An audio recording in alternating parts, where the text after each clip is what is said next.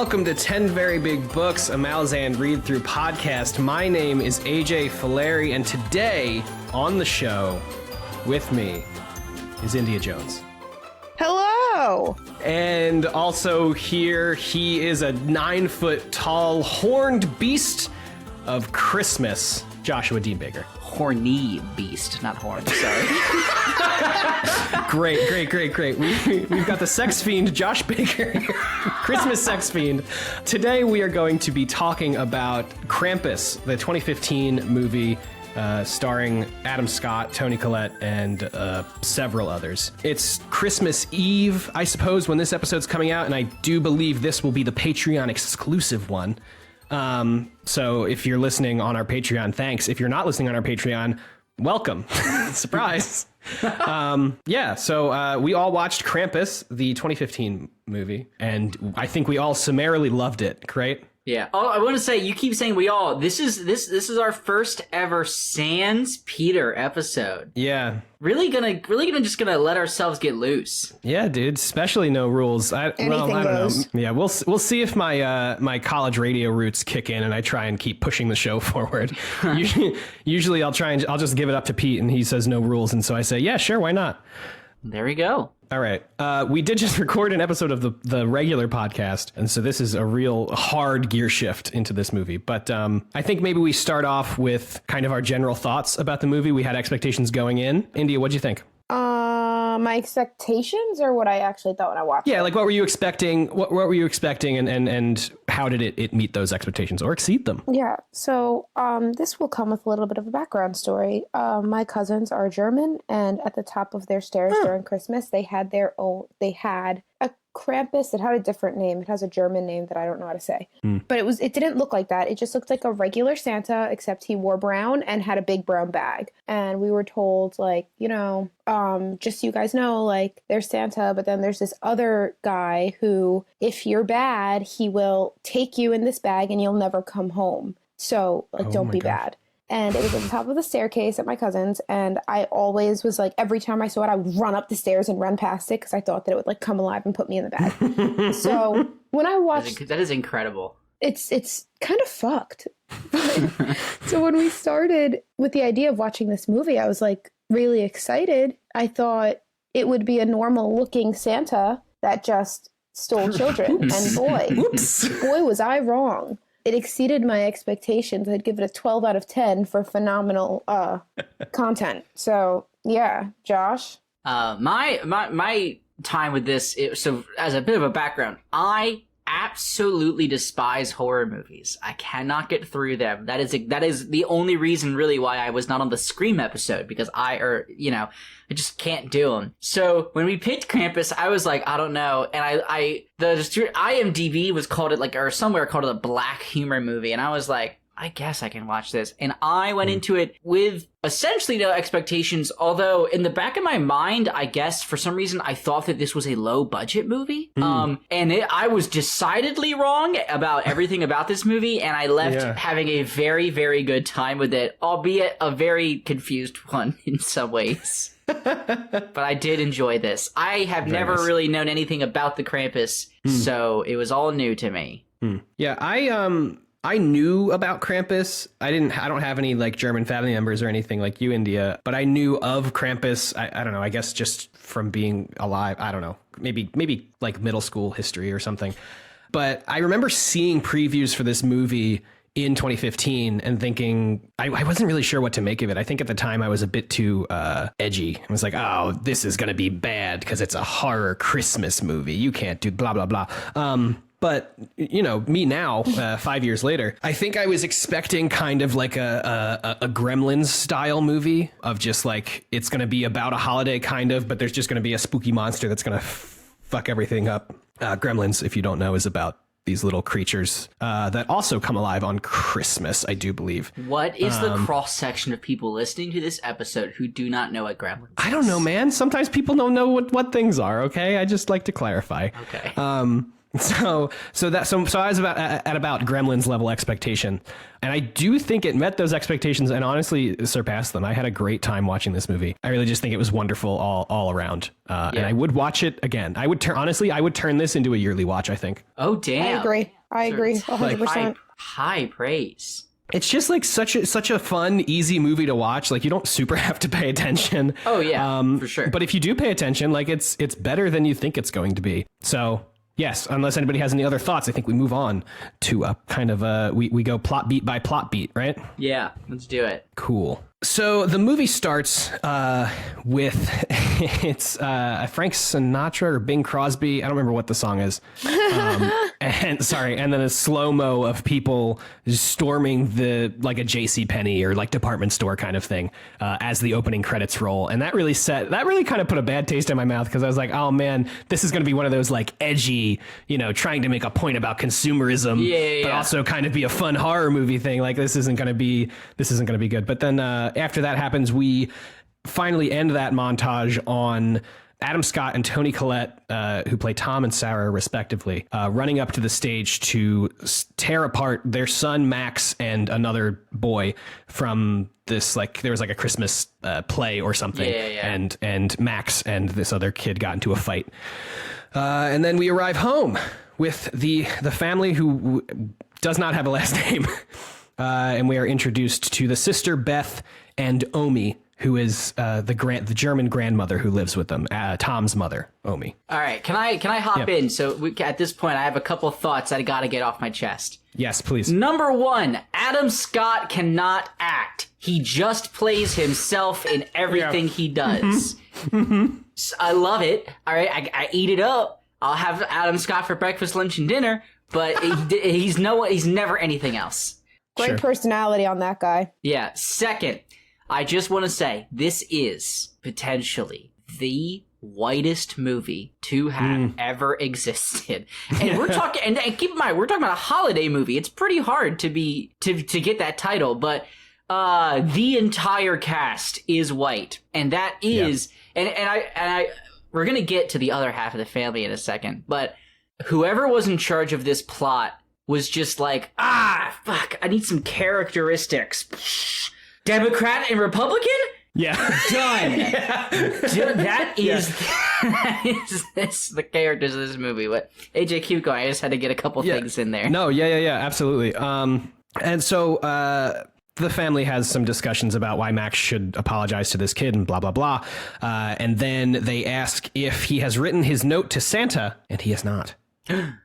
So he... Max, for the record, is an indeterminable age. He's that. Yeah, he's literally. He has to be 12. Like the movie could tell me he was 7, and I would be like, "That's some Hollywood bullshit," but sure. Or they could be like, "He's 15." Like, who knows? The daughter too, though. I'm like, you like 18-year-old vibes, but you look like you're 14. So she, for the record, is 3 years younger than us. So in 2015, when I was 5 years, 21, she would have been 18 that year. Something like that. Wow, she did not look 18. No. That's wild. So we meet the family. Adam Scott is a workaholic. Toni Collette is, sorry, I should refer to them by their character names. Tom is a workaholic. I don't know their character names, so. Yeah, you cannot do that. Well, I know the other family's character names. Yeah, they're said a bunch. Yeah. Sarah is just a mother trying to keep their family happy and presenting as a middle class suburban white family, I guess, is her whole goal. I don't really know. Beth, the daughter, is just a rebellious teen, and Max is starting to angsty teen. Yeah, not rebellious, I guess. And Max is just he's having a conflict of faith, I guess you could call it. Whether he still believes in Santa or not. And he brings this up to Omi, and she says some cryptic bullshit. I don't know. The whole movie she speaks in German except for one part, and then immediately after they're like, oh, she speaks English, and she just like spent like 4 full minutes speaking English. She just goes right back to only speaking German to the children. Can I say 2 quick things? One, just found out that Max is also the son in the movie Chef, which I think is the perfect movie. And let me tell you, a year is a difference because they don't look the same at all. He was and a those very movies, small boy. Those movies are a year apart, and that is a craziness. Anyway, Can I say one of my a big critique of movies is when movies can't commit to whether or not they're going to subtitle a character. Okay. Oh my gosh. Because she is subtitled in the first scene of the movie, and then until I think a later point when it's just her on screen. Until then, she exclusively speaks, and then someone translates for her. Yeah. And I don't know why that irks me, but you've got to commit, right? I agree. My mom said the same thing too.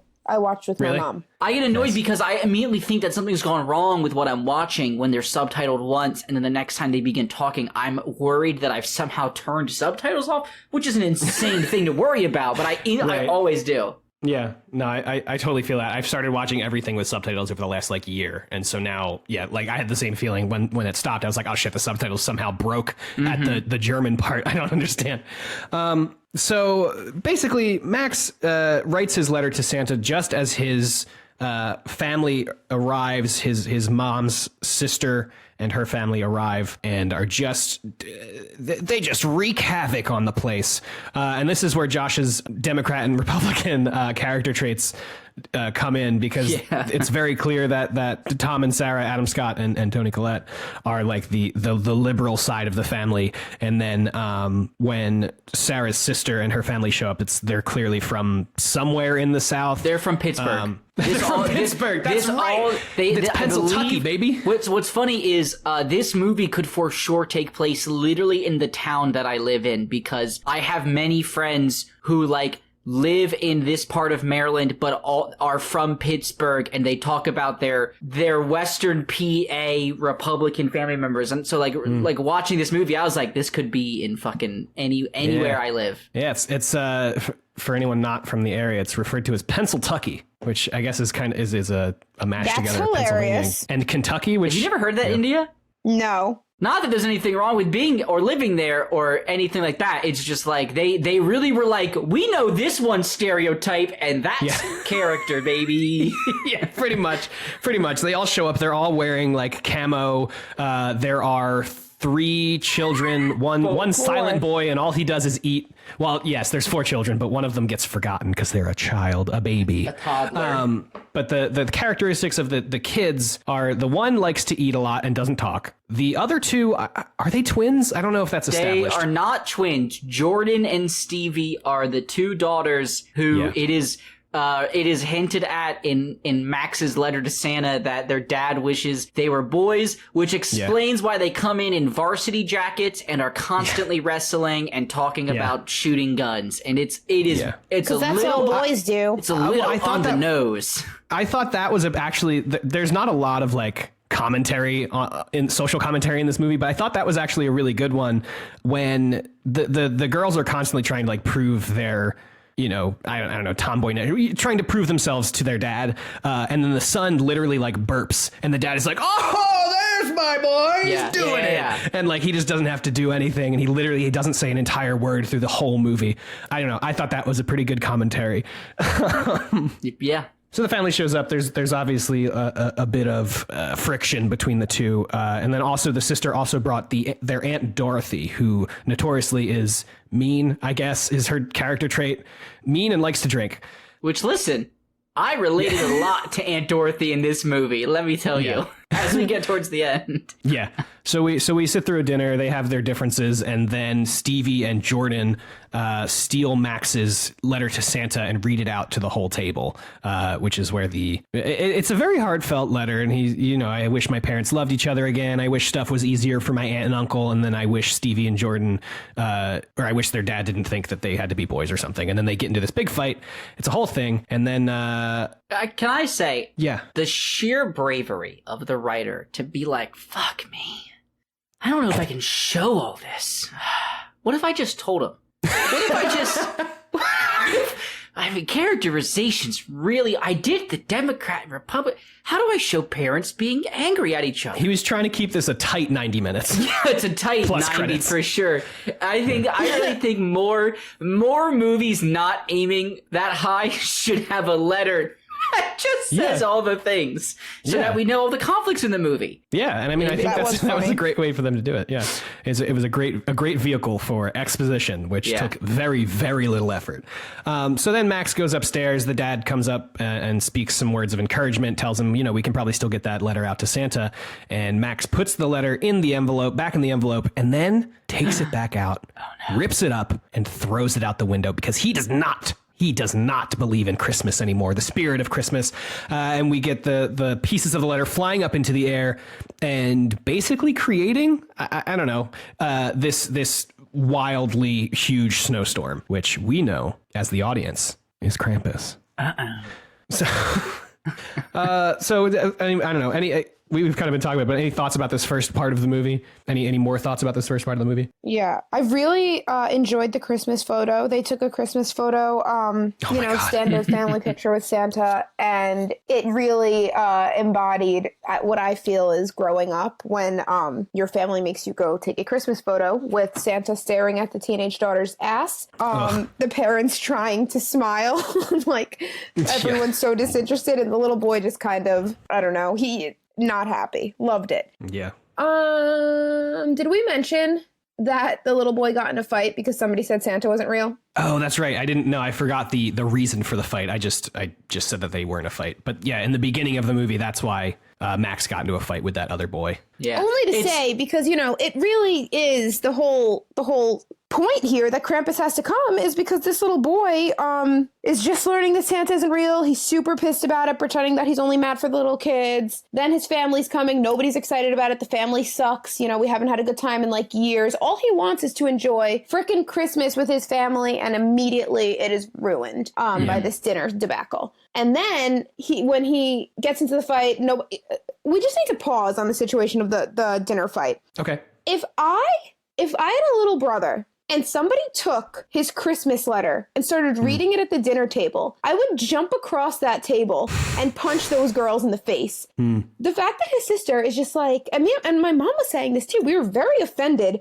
at the lack of empathy that his sister, she was like, Max, stop, whatever his name is. Max, I think. Yeah, Isn't his name is always Max, his name? Isn't that always the name? I was like, they did a very good job in this movie of quick one-syllable names that we can just fire through because they don't matter. Max, Tom, Sarah, Beth, Omi. Linda, Howard, Howie, Jordan, Stevie. 1 to 2 syllables. They really get them out there. Yeah. Yeah, but I was just very upset with the family dynamic there of how, oh my God. And then it was so sad when he was like, I wish that me and my sister could hang out like we used to. Yeah, clearly she doesn't give a fuck. She doesn't give a fuck that they're reading your letter out loud, embarrassing the shit out of you. I was very upset. Upset about that. So I too, if I were Max, would have said, I hate all of you. I'm going upstairs. Oh yeah, I would say he was justified. So justified. Yeah. What up? Okay, this is Josh's Christmas corner. Jingle bells, jingle bells, Hey y'all, this has been coming up a lot recently in my life. If you have a Christmas thing that you don't want to do, just fucking don't. Pretty easy resolution. If you've got a thing that you need to, if you have the ability to force a change, fucking force it. You do not need to see that extended family member over Christmas, right? Are they shitty? Great, cut them out. Yeah. Fuck those guys. There we go. I agree. Yeah. Do they ruin your holiday? Cut them out of the holiday. Pack your bags and move away. Leave your loved ones behind. Yeah. Amazing. So after the storm comes, we cut to the next day. We get this a couple times. The way the time passes is Max has this little I would call it an advent calendar because you're revealing the days, but there's no prizes in them. They're just little pictures. So we come to Christmas Eve where the storm has begun. And we see that Omi is frantically trying to keep this fire alive. She seems very concerned for no reason. And nothing from the night before is really resolved. And Beth wants to go see her boyfriend.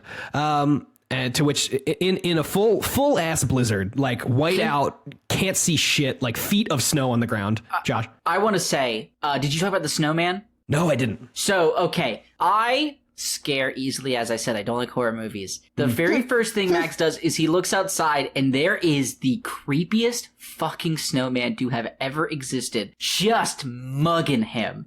And that was the moment that I was like, don't go out in the snow. Mean mugging. Yeah. And it was very big. It was like a big It ass was snowman. huge. Yeah, Huge yeah. snowman. Big, tiny, skinny, tall hat. Yeah. I would say weird the ass. snowmen consistently are the scariest thing in this movie to me. Yeah, gradually throughout the movie, as we keep looking out the window, there are more and more snowmen. I'm going to spoil it, I guess. There's never a payoff there. There is never a payoff. There are just more snowmen, and that's it. The payoff happens with Howie Jr. Yes. Do you remember? Yeah, that's true. Yeah, We'll get to that soon, I suppose. So Beth goes, and Max tries to tell his parents about the snowman, and they're like, "Oh, weird, a snowman." Okay. Yeah, And then yeah. That was so. That made me so annoyed. Yeah, somebody must have made a snowman, like on your property, in the middle of a blizzard. A new PSA. This is Josh's horror corner. Okay. If you have a weird family member and y'all are in a weird situation, you listen to whatever the fuck that weird family member says, because they are gonna notice the shit. All right. Assume the worst. You're all gonna die. Just always assume the worst at all times, especially at Christmas. I make a habit. I punch the head off every snowman I see. All right? They're not getting just me. in case. Just in case. You're not going to get me, you fucking snowman. Yeah. So Beth goes to visit her boyfriend, and on her way, she encounters the Krampus, which is how they say it in the song at whatever point the song comes in. Well, first she finds the delivery guy. God, yeah. The delivery. Okay, so like in this snowstorm, and okay, here's some shit. Okay, they open up the door. I mean, like, first off, how is this dude driving in this weather? It looks crazy out there. He drops off a package, all right, and you're like, that's strange. And on the porch, a gigantic red sack of presents. Yeah. And the sister, Sarah's sister, whatever her name is, Linda, literally goes, Democrats just get all the best gifts. Like that. She did not say Democrats. I thought she said rich people. No. Oh, sorry. She says rich people get all the best gifts, and then the husband goes, typical Democrats. That is a literal line from the movie. And then they bring in case you didn't get it. This giant red sack, and nobody talks about its presence. Everyone's nobody, just not like, even Omi, not even the grandma. no one notices it. So dumb. And then, spoiler alert, when Beth is walking down the road to her boyfriend, she comes across the delivery truck, and the driver is just dead. He's frozen in his front seat. Yeah. It's something crazy. When she starts to like keep walking and like can't see, and like the house has icicles coming down from it, there's no one to be seen, there's no lights on any houses, is probably exactly when she should have turned around. Probably her parents should have been, you are hilarious if you think you're going to go check on your boyfriend because he hasn't answered you in 24 hours during a blizzard, you little psychopath. That whole plot is just so ridiculous to me. I was so offended at the lack of freaking guidance that these parents were giving their 17-year-old child. Yeah. So she sees Krampus and then hides under the delivery truck, right? Yeah, because she stops running for whatever reason. She decides to stop running. Yeah. Oh, that was when she runs back. She runs into the delivery truck and sees the dead dude. That's right.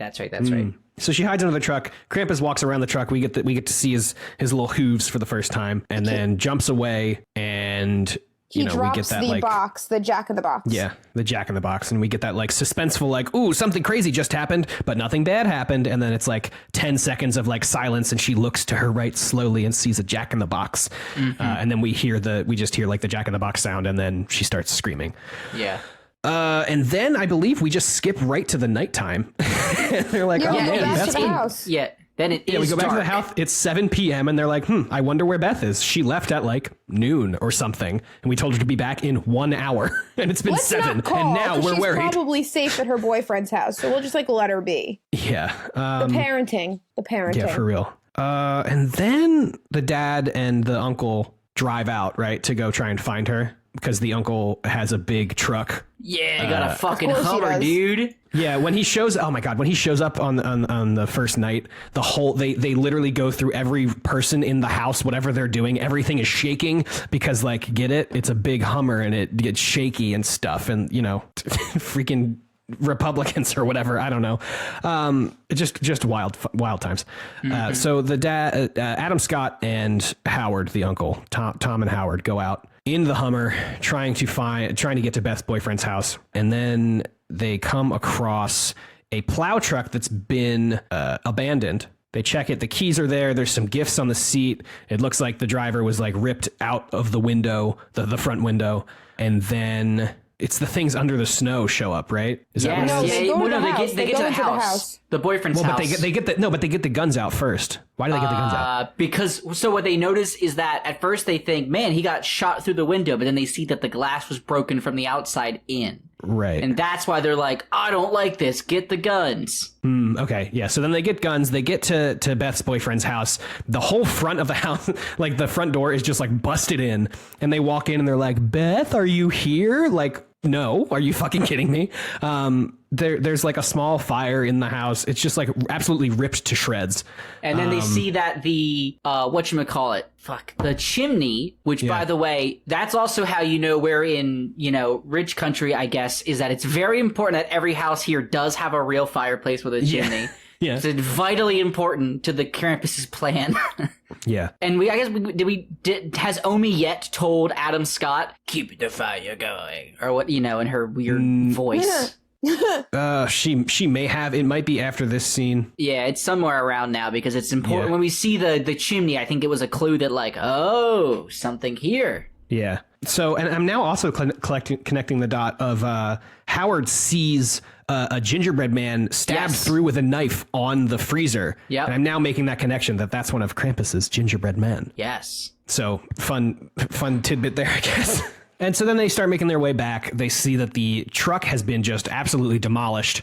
And then there are these creatures under the snow that grab Howard. Tom barely saves him. And then they make it back. They walk back to the house somehow. Howard has an injured leg and they make it back inside. And then I do believe that is when the grandmother's like, oh, we have to keep the fire going. Yeah. And Adam Scott says, oh, we should board up the walls and stuff, board up the windows and whatnot. But they're trying to like keep the family calm, even though they rush into the house with freaka. Yeah. Mm-hmm. Yeah, they're trying to keep the family calm, trying to be like, oh yeah, Beth is probably fine. It's probably fine. No biggie. It's fine. Also, we do have a great character moment earlier in the movie. Howard's like makes fun of Adam Scott for being an Eagle Scout, but then like Adam Scott is able to quickly and effectively bandage Howard's leg, and they bond over their shared manliness about killing a monster. Howard keeps saying you have to the shepherd has to look over his flock, which is like a weird recurring theme throughout the whole thing, which just sucks so bad. And then he fucking falls asleep, that asshole. Yeah, so everybody knows that something fucked up is happening. Krampus was running around the roof at one point when Tom and Howard were out. I do believe we get that point. Which they chalk up to being squirrels. Yeah, they're like, oh, it's squirrels. And then there's a huge bang. And they're like, oh, it's definitely a squirrel. It's like, okay, cool.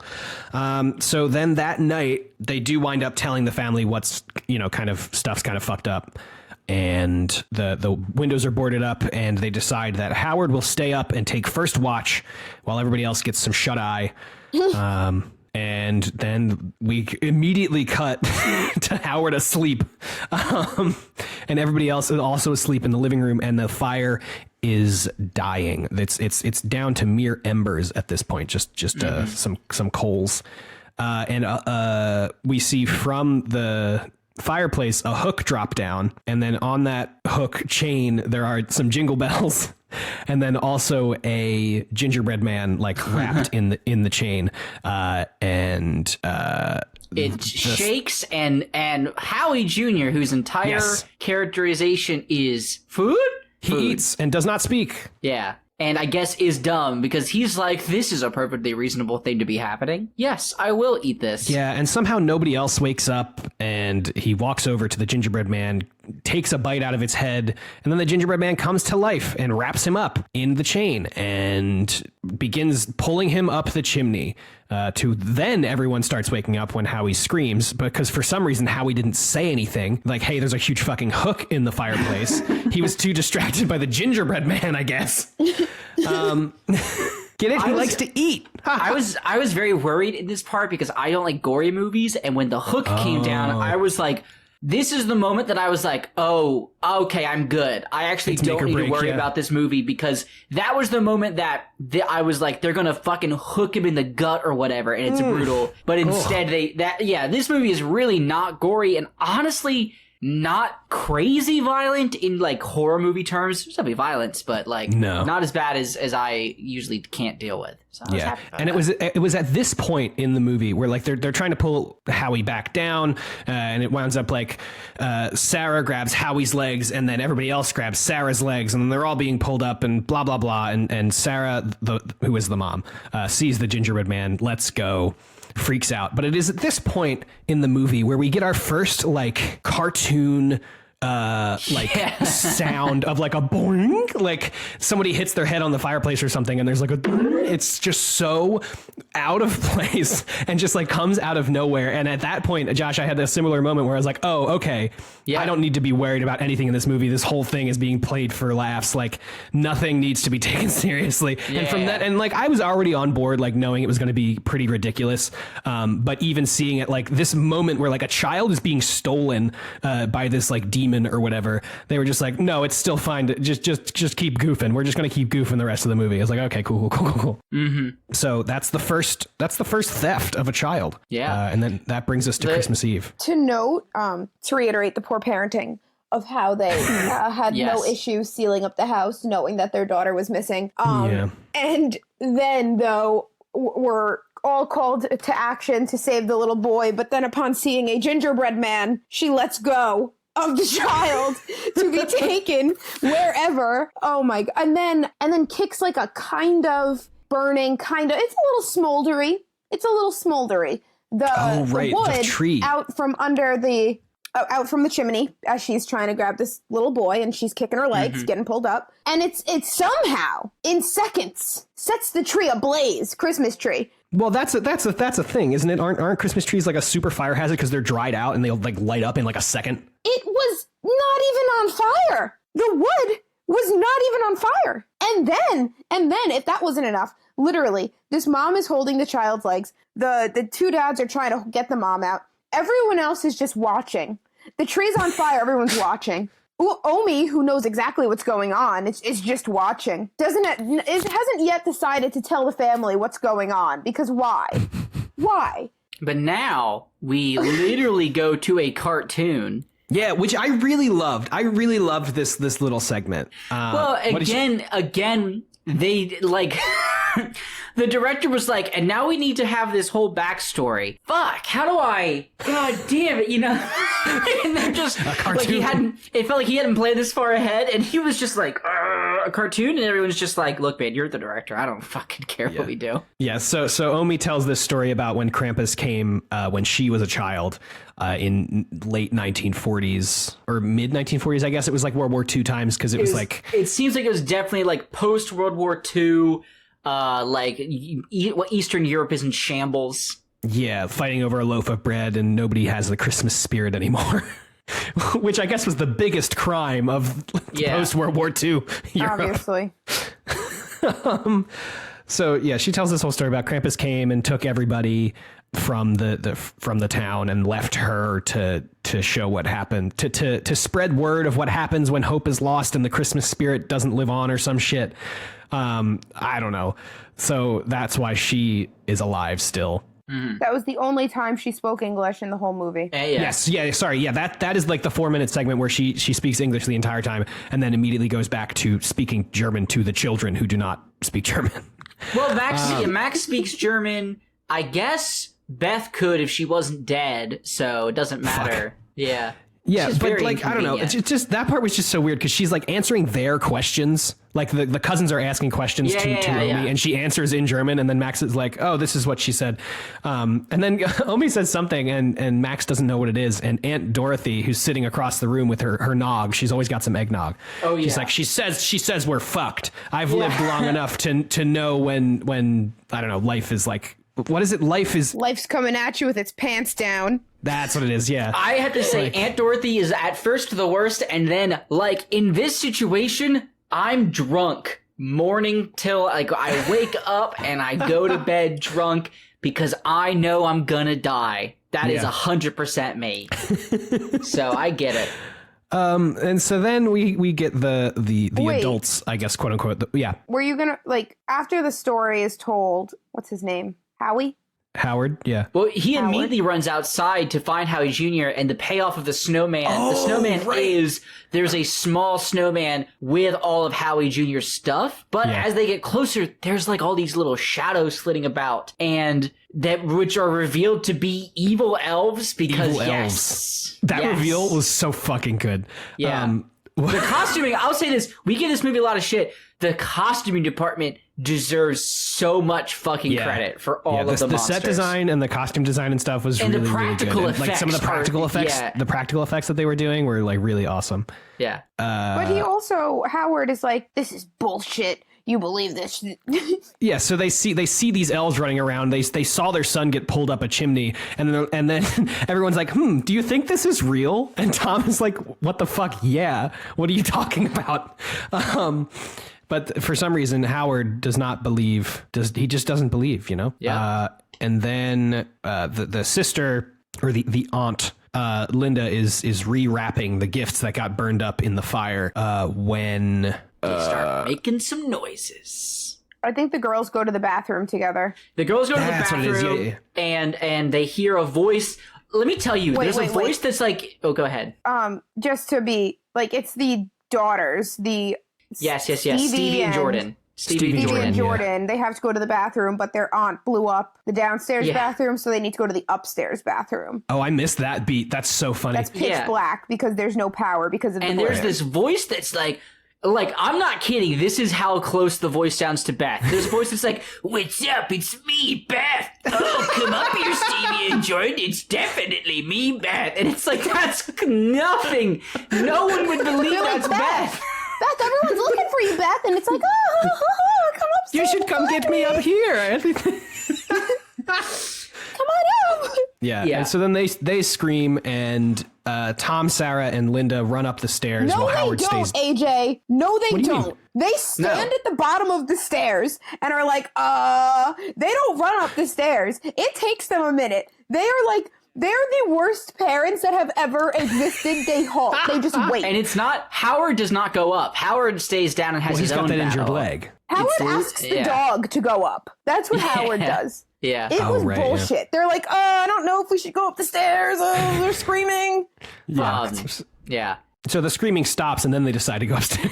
Yeah. And okay, so a thing I just learned while we were doing this episode. I was sitting here because we're about to enter an extended fight scene against maniacal toys, because that's the Amazing. sentence I wanted to say today. And there is a truly horrific Jack in the Box. Oh, and yeah. I asked myself just now, because the Jack in the Box other movie, I was like, it's weird that, the Krampus from hundreds of years ago be using that. Do you guys want to guess when the Jack in the Box was invented? Because I was very wrong as to when I thought it was invented. Ooh, I was going to say like the 40s or 20s, maybe.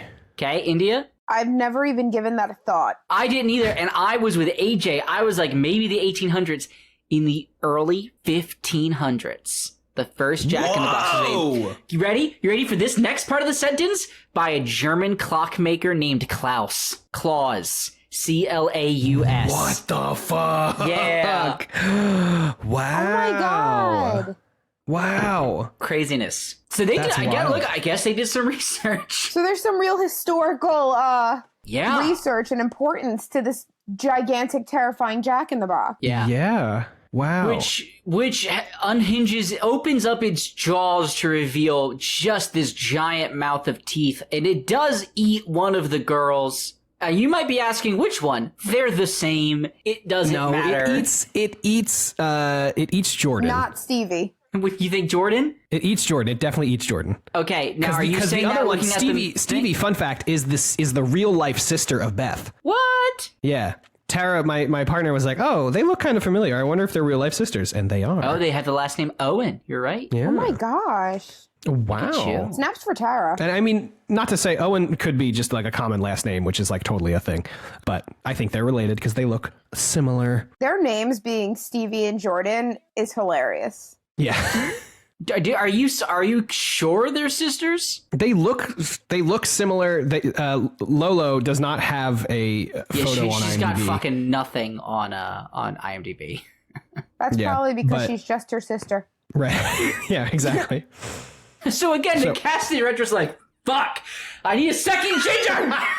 Maybe the casting director is their uncle. Beth's actress is just like, my sister Lolo. Yeah. Okay, so wait, fun fact, we keep talking about the director. The director and writer of this movie is Michael Dougherty, who also wrote, he wrote this, there's a horror movie called Trick or Treat, which he wrote, but he also wrote the 2006 Superman Returns and 2003's X-Men 2. Now, is he the sole writer on X2? I don't think he's the sole writer. I think he's just a writer. X2 is an ambitious fucking movie, so that would be... But also, besides those things, there is not much on his resume. No, not much. Yeah, he was... Yeah, he was one of the six writers of... Yeah, he's not the... He's pretty... He's a screenplay. He wrote the screenplay. Writer. Yeah, he wrote the screenplay for X2. Anyway, yeah, so there's this whole extended fight scene with some just great little characters that they made that the parents fight.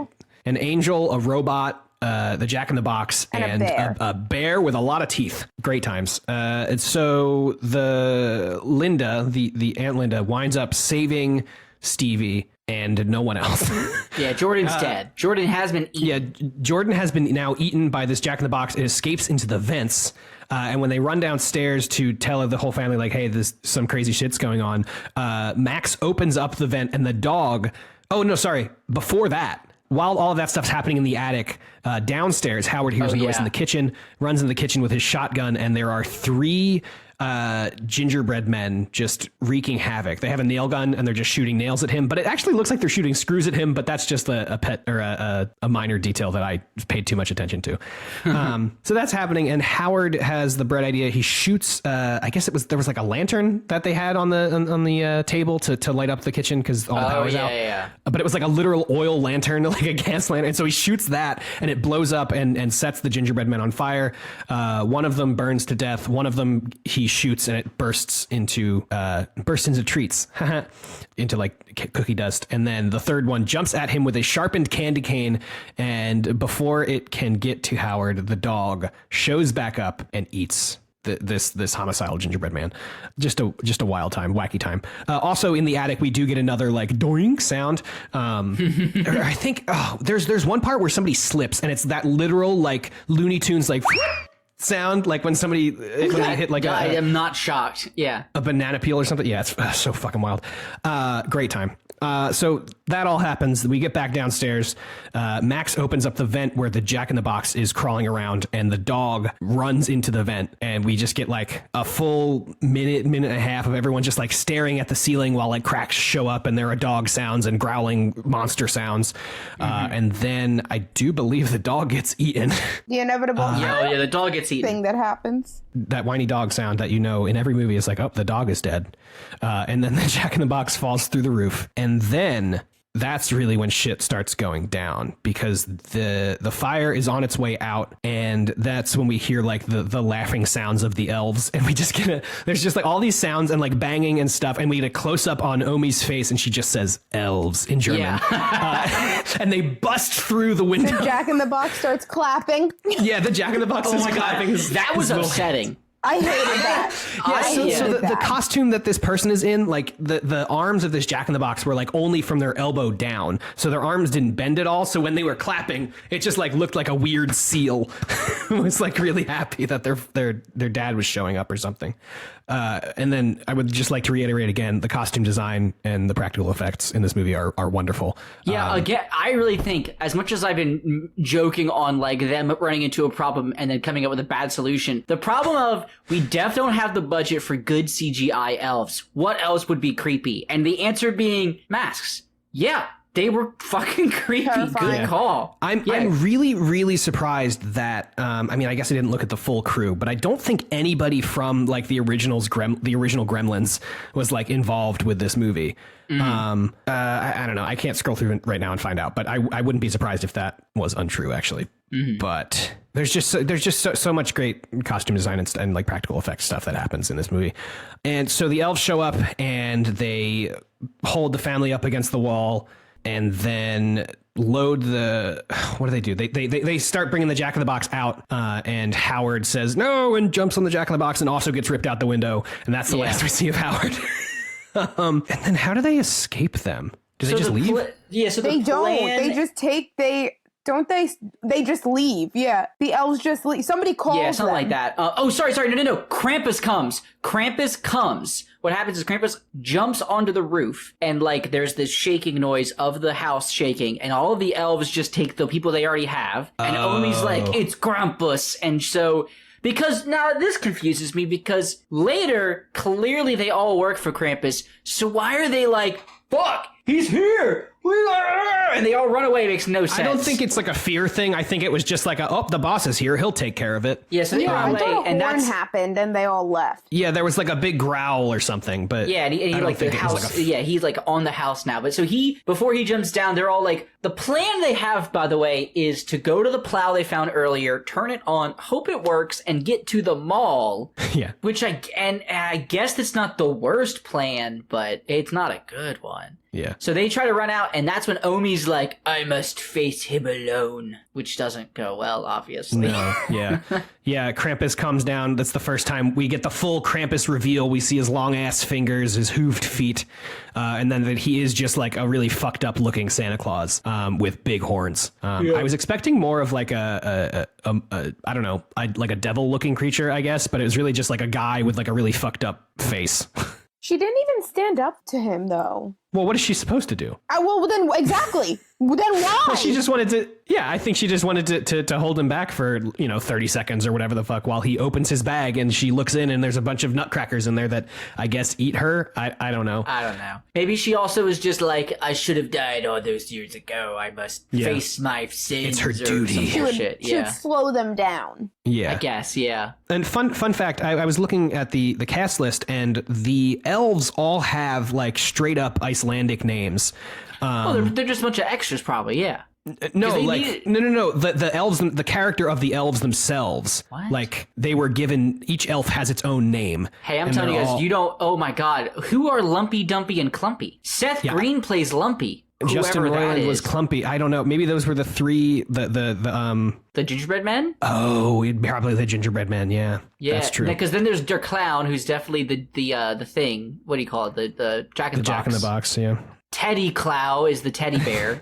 There's some weird shit. Anyway, my point was that the elves all have like straight up Icelandic names. So I Googled one, and Herdiskeller is an actual real life in Icelandic folklore. One of the, I guess one of the 14 Yule lads. I don't know. And his name translates in English to door slammer. And then there's just a picture of an elf slamming a door. So I guess all of these elves are based on actual like folklore elves that all have different roles to play. That no one would know unless they looked up. Unless they looked up, yeah. So which is like a fun... Yeah, it's like a fun little thing that they weren't just like Elf 1, Elf 2, Elf 3. And that's probably, I imagine the masks probably took some inspiration from that as well. Yeah. Maybe. I don't know. I might be giving too much credit. But anyway, so we're all on our way to the plow to try and get to the mall. And almost immediately, the group we have now, we also forgot to say that Aunt Dorothy got pulled out the window before Howard did. So Aunt Dorothy is done. So the group we have now is Max, Tom, Sarah, Linda, and Stevie. Yep. So we got the 5 survivors, the survivors. Fucking gold, dude. And almost immediately they are accosted by the same creature that bit Howard's leg in the beginning. I guess there's several of them. I couldn't tell if there was just one very fast one or there's like a bunch of them. Yeah, and we like never have any good idea what they are. Unless we're supposed to assume they're the elves. I don't know. It's not worth thinking about. No. So we encounter those and Tom shoots them to keep them away and then runs out of ammo. And just gets one last look at his family running toward the snowplow, and then gives himself to the snow. And then kind of almost identically, the same thing happens to Sarah and Linda, where they're both fighting off these things under the snow to get their children to the plow, and then they get dragged away. So now, very quickly, we lose all of the adults. Yeah. And all of the remaining adults are just gone in like a minute. And then we have Max and Stevie who are alone in this plow. Max is trying to start the car. Stevie says it's not starting. And he says, it says, why isn't it starting? And Max says, I don't know. So we have a hybrid. Yeah, I don't drive stick. We have a hybrid. He said, I don't drive stick. Oh my God. I thought he just said I don't drive. That's really good. Which is just wild. And then elves show up, take Stevie out the window, and then also take Max, I do believe. No, Max is left. He's left, but do the elves leave him? There's a bell on the ground. Krampus comes to him and then gives him the bell. Yes, right. yeah, you're right. And then that's like the hint that like, I'll let you go. Well, we literally get, it's not hinted, Josh. We literally get the same sound bit of the grandmom saying like, he left me to stay alive to symbolize that there was no hope. Like it's just straight up laid out. Like there's no room for you to think in this movie. You just got to let it happen to you and you're good. You don't have to think at all. You don't have to think. You don't have to think. You just don't have to think. So then Max is left alone with this bell, and presumably everybody else in his neighborhood is dead. I don't know. Yeah. Well, then you see all the snowmen when they're running outside. There's all those. Yeah. Snowmen. I assumed that the snowmen were the dead bodies of people. Yeah, that's kind of what I figured too. But then we see. Well, I guess we don't see anybody else. So Max makes his way to where Krampus and the elves are before they leave, I suppose. And says, I take my wish back. I just want everything to be how it was before. I just want to have a normal Christmas again or whatever. And he throws the bell back at Krampus in denial. And did you mention the giant portal to hell? Well, no, see, that's when this happens. The bell sinks down and opens a giant portal to hell. Right. Which I just thought this part was so wild because Max is like, take me. And then Krampus basically says no 3 times. He's like, take me, and throws the bell and then opens the portal to hell. And Krampus is like, nah. And then he runs up and is like, wait, take me. And then they take Stevie and they throw Stevie in the hole. And Krampus is like, nah. And he's like, wait, no, take me. And then Krampus just like grabs him by the head and just drops him into the hole pretty much. Yeah. Krampus does laugh at him at one point, but I don't know, that's irrelevant.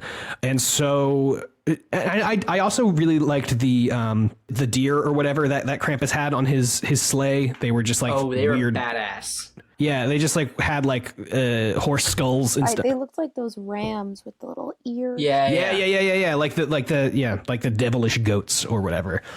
Very cool stuff. Devilish goats. Love it. Yeah. So Max gets dropped down this portal to hell. And we fade to white, and then we do a slow dissolve to his bedroom window. We pan there's a snowy scene outside. We pan over.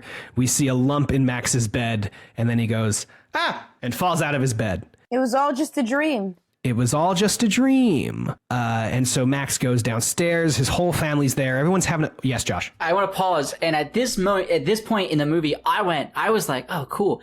And my girlfriend was watching with me, and she went, there's a weird glow to the movie. Yes. And I was like, I don't know what you're talking about. And she was like, that's not good. And I was like, whatever, I don't believe you. Yeah, if you look around the sides, and it's kind of like everything's a little oversaturated. Like there's just like this like white kind of angelic sheen over everything. And like the corners of the screen kind of fade to like a white on the outside.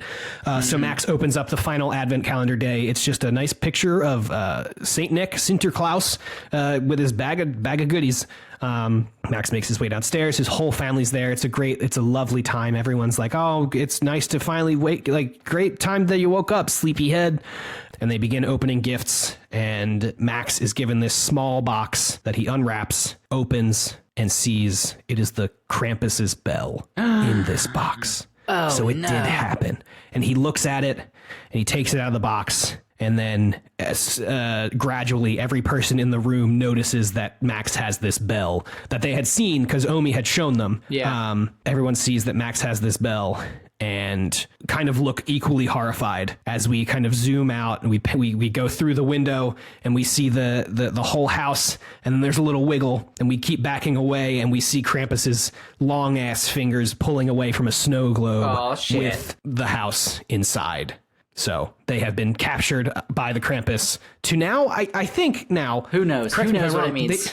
Do they just live Christmas every day now? Like, is it just like a nice Christmas? I think that's just left unsaid. Yeah, It it's is up to left our unsaid, and I don't know if interpretation. we're supposed to think about it, but like that's kind of what I think is they just live Christmas over and over again. I chose not to think about it because I was like, that's horrific. I'm just going to pretend it's all fine. Yeah, I mean they're stuck in this snow globe is really the end of it. And we pan out and we see a bunch of other snow globes in Krampus's house or wherever it lives. And then right at the end, all of the creatures that were in the whole movie pop out on every side of the screen and storm the camera. That jump scare did get me. And then we cut to black and we are in the credits for Krampus 2015. So just a really, really great time, I think, wrap up, final thoughts, stuff like that. But I absolutely loved this movie. Like I said, I think I will watch it every year. Hopefully it becomes free to watch and I don't have to rent it every year. Because at a point, maybe I'll just buy it. I don't know. I agree. I think whenever things are normal again, if I'm ever like hanging out with people and we're like, what's a good Christmas movie to watch? I'm gonna make them watch Krampus. Yes. Yeah, I was so worried that both of you guys hated this movie. Because I'm fully on board for like a bad, and this wasn't even like a bad movie that's good. This was like a movie that did, I think, what it was supposed to do, where it was just cheesy and like not really scary, but like spooky stuff was happening on Halloween, on Christmas. And it's just like, it was just a wonderful time. I had a wonderful time all around and I would I think I'll watch it forever. Yeah, good. Yeah. Any other final thoughts from either of you? Not really. Fun flick. If you don't like horror movies, this one's fine. It's not that scary. Yeah. At all, really. And yeah, I liked it. Yeah, I agree. I would definitely watch it again. If you want something lighthearted and like kind of scary, but like, like you're just down for a good time, this is definitely the movie for you. I thought it was incredible. I loved it so much. Yeah. I wasn't understanding what you're getting. We're not looking for a masterpiece here, but it is a masterpiece in its own right. Yeah. Yeah. Well, very well done. In like a Scream kind of way, but yeah. And we have officially gone through an entire podcast about a movie without saying postmodern.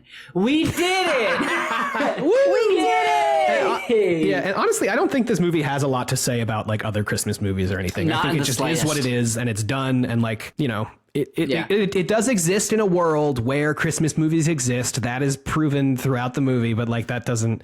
It's not really trying to say anything. I don't think about like anything. It's Which just is nice. it just is what it is, and it's a good what time. it is. Yeah. Amazing. So that we also, I would like to say, went through a whole bonus episode about a movie without saying like no rules or whatever. Like I think this was the most on the rails movie talk that we've done so far. Yeah, we'll see if we can do it again. Which tells me someday. that Peter's the problem. So we'll be back again with regular shows, with some Patreon episodes. Keep an eye out in early to mid-January for like what we're doing with our money post. And Josh, did you have something you wanted to say?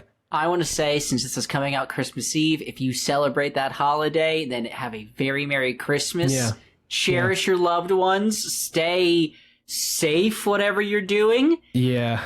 And if you have a relative that's over and you don't like them, tell them to their face that you don't like them and what your issues are. And be very forceful about it, and then probably fight them, if I'm being honest. But here's the deal. It'll be hard for a short amount of time, but I think in the long run, you'll find I that really it's for the best. think if you break their nose, you never have to see them again, and that is a Yeah, if you can guarantee a restraining order against this family member, I think that's the best way. Yeah. So happy holidays, Merry Christmas. Thank you so much for listening to the show, listening to this show, donating to our Patreon, all of the above. We love you very much, and we'll talk to you next time. And let us know if you watch this movie. Yes, please do. Yes, if you let us know. Gmail and Twitter at 10verybigbooks. I would love to hear your thoughts on this movie. Would absolutely love to. If you're in the Discord, let us know your thoughts in there, obviously. Yeah. It's available for rent on like everything. I watched it on YouTube. I think Josh watched it on Amazon If you have Prime. Comcast, you can watch it for free on FX. Oh, shit. I didn't know that. Oh, well. Is there commercials? There were commercial breaks, but no commercials. Interesting. If you watch it, if you stream it, yeah. Yeah, so there are plenty of places to watch it if you do so choose to watch it. We do reserve the right not to reimburse you for your watching of this movie if you don't enjoy it. But all that being said, thank you so much. We'll talk to you next time. Have a happy holiday. Have a Merry Christmas. Bye. Bye.